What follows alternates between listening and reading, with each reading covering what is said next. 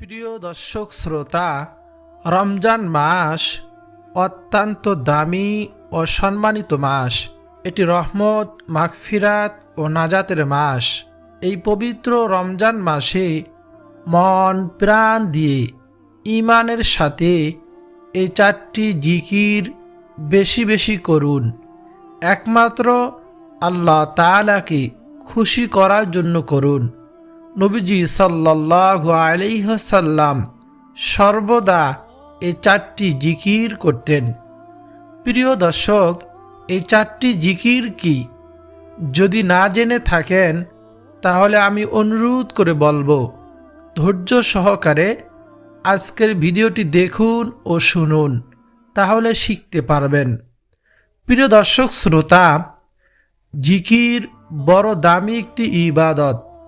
নবীজি সাল্লাল্লাহু আলাইহি ওয়াসাল্লাম বলেন, যে কলব আল্লাহ তাআলার জিকির করে সে কলব হলো জীবিত মানুষের মতো, আর যে কলব আল্লাহ সুবহানাহু ওয়া তাআলা জিকির করে না সে কলব হলো মৃত মানুষের মতো। সাহাবায়ে কিরাম জিজ্ঞেস করলেন, ইয়া রাসূলুল্লাহ, ইয়া হাবিবাল্লাহ, কলব আবার কি? নবীজি বলেন, প্রতিটি মানুষের বাম দুধের 2 আঙ্গুল নিচে একটা গোস্তের টুকরো আছে। ওই গোস্তের টুকরো যদি ভালো হয় পুরো মানুষটাই ভালো হয়ে যায়, আর যদি গোস্তের টুকরো যদি খারাপ হয়ে যায় পুরো মানুষটাই খারাপ হয়ে যায়। ও আমার সাহাবীরা শোনো, সেই গোস্তের টুকরোর নামই হলো কলব। মানুষ যখন একটি গুনাহের কাজ করে তখন সেই গোস্তের টুকরোর মধ্যে একটি কালো দাগ পড়ে যায়। যখন সে 2টি গুনাহের কাজ করে তখন সেই গোস্তের টুকরোর মধ্যে আরেকটি কালো দাগ পড়ে।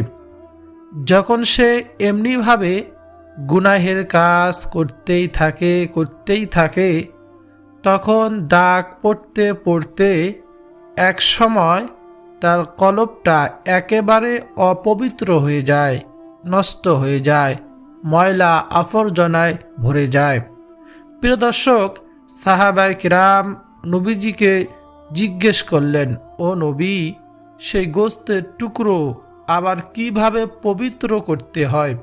নবীজি বলেন, যখন কোনো ব্যক্তি আল্লাহ তাআলার নামের উপর জিকির করে তখন সেই গোস্তের টুকরোর মধ্যে জিকিরের ধাক্কায় পরিষ্কার পরিচ্ছন্ন হয়ে যায়। বলুন না সুবহানাল্লাহ। সেই গোস্তের টুকরোর মধ্যে শয়তান আর বসে থাকতে পারে না। বলুন না সুবহানাল্লাহ। প্রিয় দর্শক শ্রোতা, অনেক মানুষ দেখবেন তাদের গুনাহের কাজ করতে মজা লাগে, ভালো লাগে। কারণ হলো তার কলবটা অপবিত্র হয়ে গিয়েছে, তারা নেক কাজ করতে ভালো লাগে না। গুনাহের কাজ করতে তাকে মজা লাগে। যখন সে নেক কাজ করতে যায় তার কলব বাধা দেয়, আর গুনাহের কাজ করতে তাকে উৎসাহিত করে এবং মজা পায়। আবার অনেক মানুষ দেখবেন সমাজে তারা বেশি বেশি নেক কাজ, ভালো কাজ করে কিন্তু গুনাহের কাজ করতে পারে না। যখন সে গুনাহের কাজ করতে যায় তার কলব তাকে বাধা দেয়, করতে দেয় না। গুনাহের কাজ করতে তাকে ভালো লাগে না, অর্থাৎ তার কলব পরিষ্কার পরিচ্ছন্ন রয়েছে। এই জন্য জিকির অত্যন্ত দামি এবং গুরুত্বপূর্ণ একটি ইবাদত। আমরা যদি আমাদের কলবকে পরিষ্কার করতে পারি তাহলে নামাজ, রোজা, যাবতীয় ইবাদতগুলো আমাদের দ্বারা পালন করা সহজ হবে। আর যদি আমরা কলব অপবিত্র থেকে যায় তাহলে আমাদের এইসব নেক কাজ করা আমাদের জন্য জুলুম হবে, করতে মন চাইবে না। এজন্য আল্লাহ সুবহানাহু ওয়া তাআলা জিকির আমরা নারী পুরুষ সকলে বেশি বেশি জিকির করব। এই 4টি জিকিরকে বলা হয় যে সব থেকে শ্রেষ্ঠ জিকির। আল্লাহ সুবহানাহু ওয়া তাআলার কাছে সব থেকে প্রিয় 4টি জিকির। নবীজি সাল্লাল্লাহু আলাইহি ওয়াসাল্লামের কাছেও প্রিয় এই 4টি জিকির। আজকে আপনাদেরকে বলবো। এই জিকির সম্পর্কে আমরা কয়েকটি হাদিস শুনব। হযরত আব্দুল্লাহ ইবনে বসর রাদিয়াল্লাহু তাআলা আনহু বলেন, এক লোক নবীজি সাল্লাল্লাহু আলাইহি ওয়াসাল্লামের কাছে এসে বললেন, আমার জন্য ইসলামের যে নিয়ম কারণ শরীয়তের বিষয়াদি যে রয়েছে আমার জন্য অতিরিক্ত হয়ে গিয়েছে, আমি পালন করতে পারতেছি না। সুতরাং আমাকে এমন একটি বিষয় জানান যে আমল আমাদেরকে বলে দেন যা আমি মজবুতভাবে আমল করতে পারি। তখন নবীজি সাল্লাল্লাহু আলাইহি ওয়াসাল্লাম বললেন, তোমার জিহ্বা যেন আল্লাহ তাআলা জিকিরের দ্বারা সিক্ত থাকে। অর্থাৎ নবীজি সাল্লাল্লাহু আলাইহি ওয়াসাল্লাম লোকটিকে আল্লাহ তাআলা জিকিরের আমলের কথা বললেন। তুমি সদা সর্বদা আল্লাহর জিকির করবে। বলুন না সুবহানাল্লাহ, সুবহানাল্লাহি ওয়া বিহামদিহি। প্রিয় দর্শক, এই হাদিস থেকে আমরা কি বুঝলাম? আপনি কি বুঝতে পেরেছেন জিকির কত দামি একটি ইবাদত, কত সম্মানী ইবাদত? হযরত আবু সাঈদ আল খুদরি রাদিয়াল্লাহু তাআলা আনহু বলেন, আল্লাহ রাসূল সাল্লাল্লাহু আলাইহি ওয়াসাল্লামকে প্রশ্ন করা হলো, ইয়া রাসূলুল্লাহ, ইয়া হাবিবাল্লাহ, কিয়ামতের দিন আল্লাহ তাআলার নিকট বান্দাদের মধ্য থেকে কে মর্যাদায় সর্বোত্তম হবে? নবীজি বলেন, আল্লাহ তাআলার অধিক পরিমাণে জিকিরকারীগণ। বলুন না সুবহানাল্লাহ।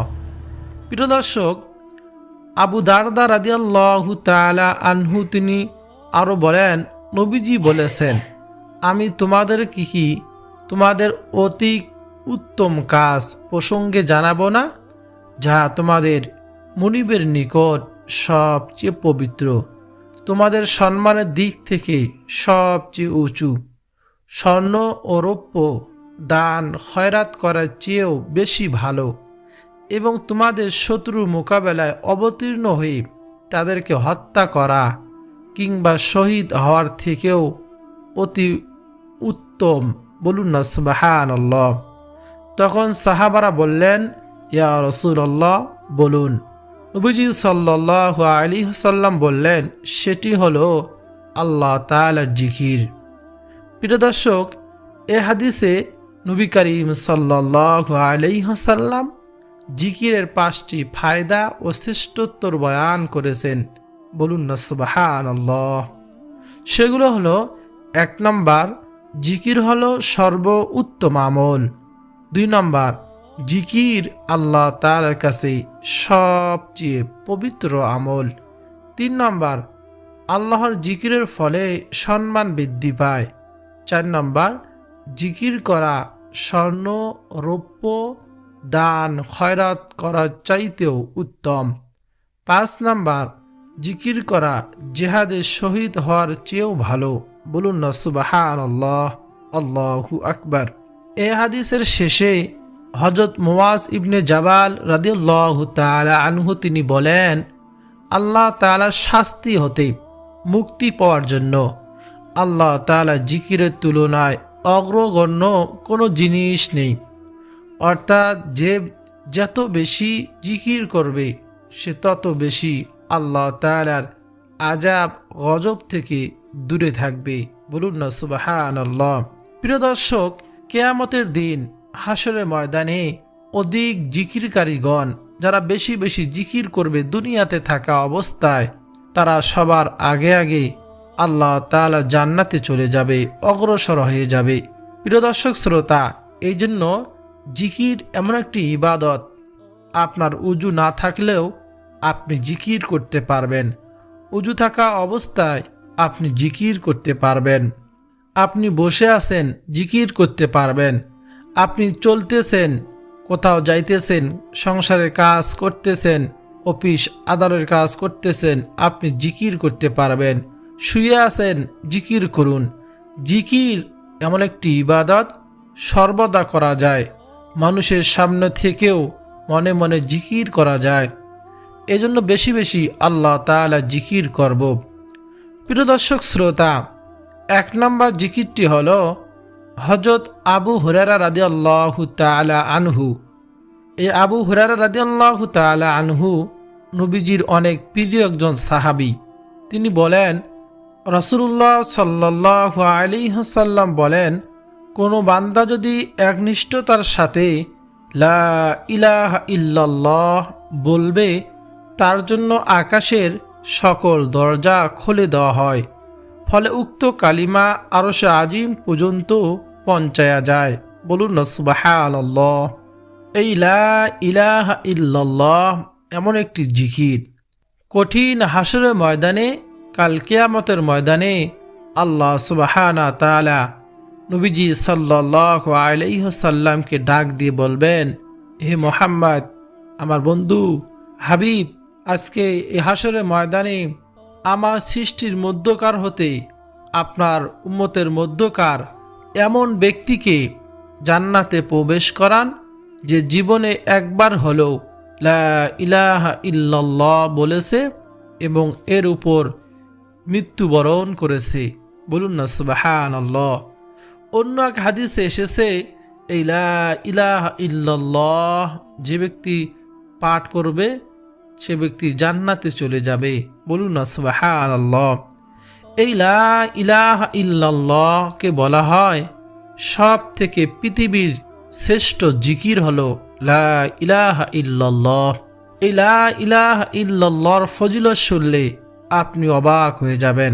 একবার নবী মূসা আলাইহিস সালাতু ওয়াস সালাম আল্লাহ তাআলাকে বললেন, হে আল্লাহ, আপনি আমাকে এমন একটি দোয়া, জিকির, বাক্য শিখিয়ে দিন যা আমি তোমাকে ডাকতে পারবো।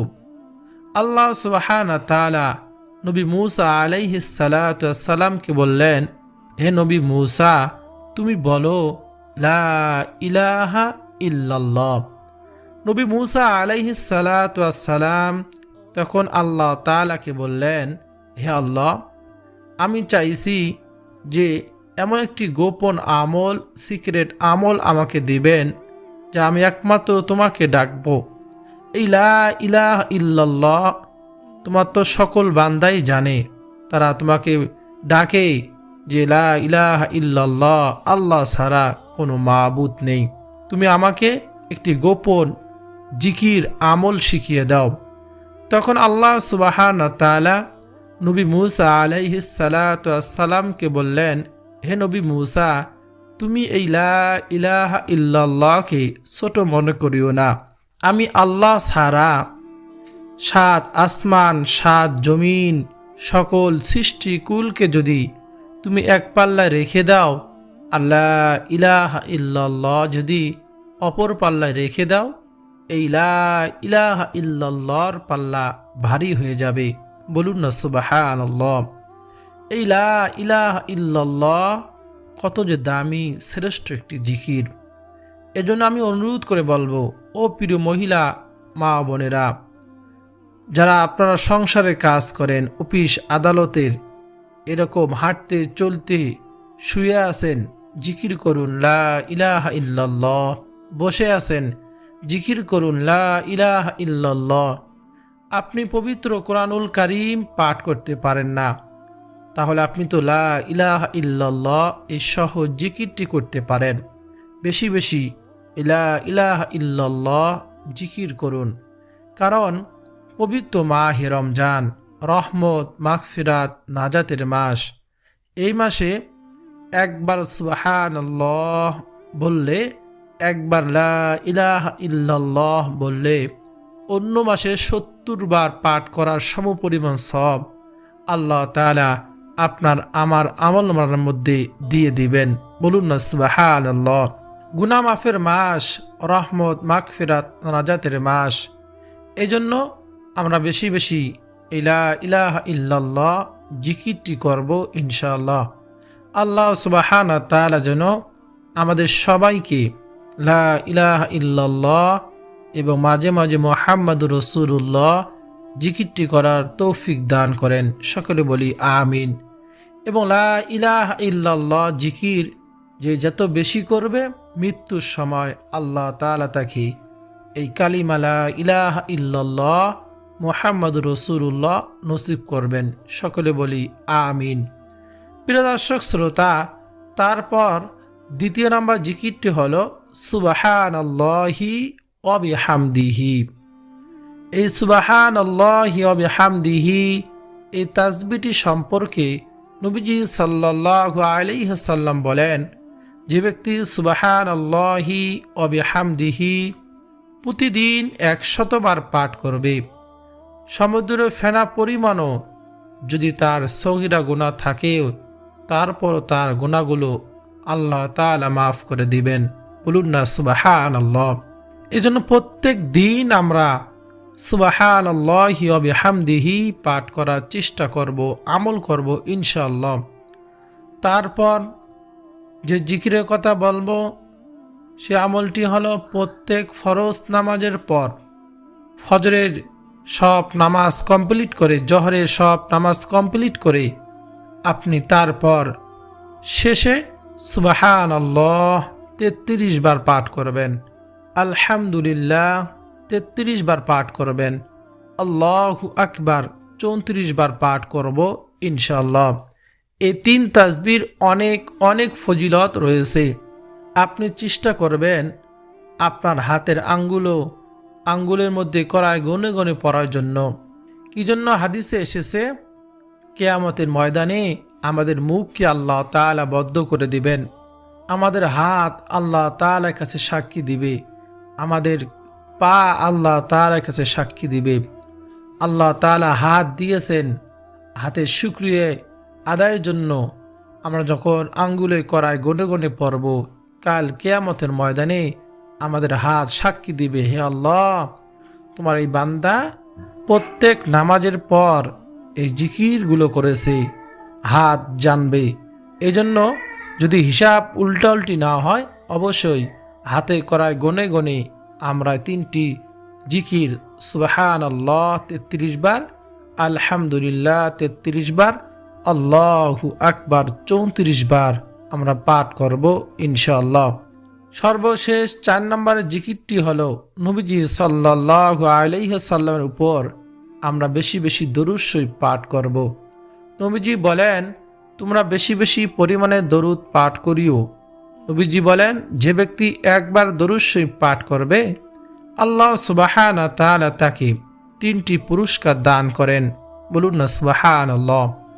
সর্বপ্রথম নাম্বার পুরস্কার হলো তার 10টি গুনাহ আল্লাহ তাআলা ক্ষমা করে দেন। দ্বিতীয় নাম্বার পুরস্কার, তাকে 10টি রহমত দান করেন।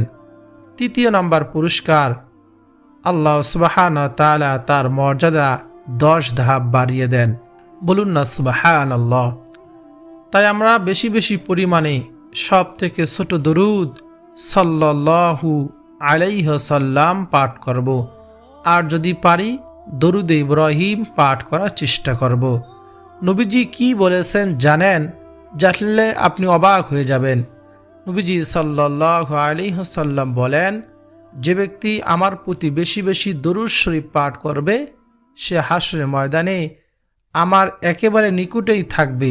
বলুন না সুবহানাল্লাহ, আল্লাহু আকবার।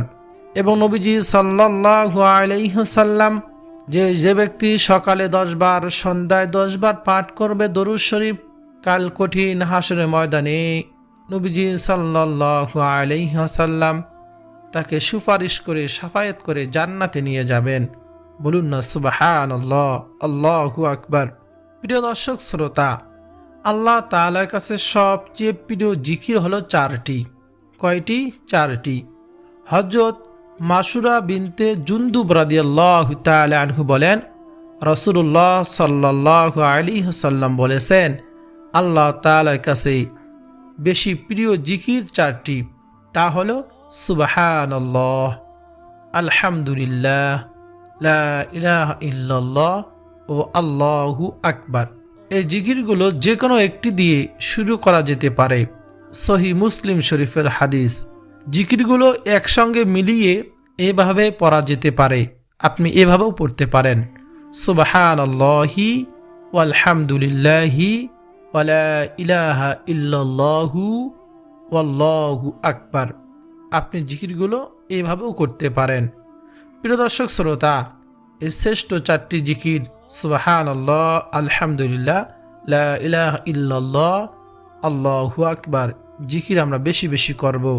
রোজা রেখে হাঁটতে চলতে উঠতে বসতে শুয়ে বসে আমরা জিকিরগুলো করব, অযথা গল্প গুজব করব না ইনশাআল্লাহ। আল্লাহ সুবহানাহু ওয়া তাআলা আমাদের সবাইকে এই পবিত্র মাহে রমজানে আমাদের প্রত্যেকে তামান জিন্দিগির গুনাহগুলো যেন মাফ করে দেয়। সকলে বলি আমিন। এবং রমজানের রোজা, তারাবির নামাজ, যাবতীয় আমলগুলো ভুল ত্রুটি ক্ষমা করে দিয়ে আল্লাহ তাআলা কবুল করুন। এবং মাহে রমজানে আমাদেরকে আপনি মাফ করে দিন। বাকি রোজাগুলো সঠিকভাবে আদায় করার তৌফিক দান করুন, আমিন। এবং এই 4টি জিকির বেশি বেশি আমাদেরকে প্রত্যেকে পড়ার তৌফিক দান করুন। মৃত্যু পর্যন্ত তোমার দিনের রাস্তায়, তোমার রাস্তায় চলার আমাদের জন্য তৌফিক দান করুন। সকলে বলি আমিন। প্রিয় দর্শক শ্রোতা, ভিডিওটি যদি আপনার কাছে ভালো লাগে, আপনার উপকার হয়, অবশ্যই লাইক করবেন, কমেন্টে আমিন লিখে আমার দোয়ার সঙ্গে শরিক থাকবেন। আর চ্যানেলটি সাবস্ক্রাইব করে পাশে থাকা বেল বাটনটি অন করে রাখবেন। ভিডিওটি শেয়ার করে দিবেন যাতে সকলে শিখতে পারে।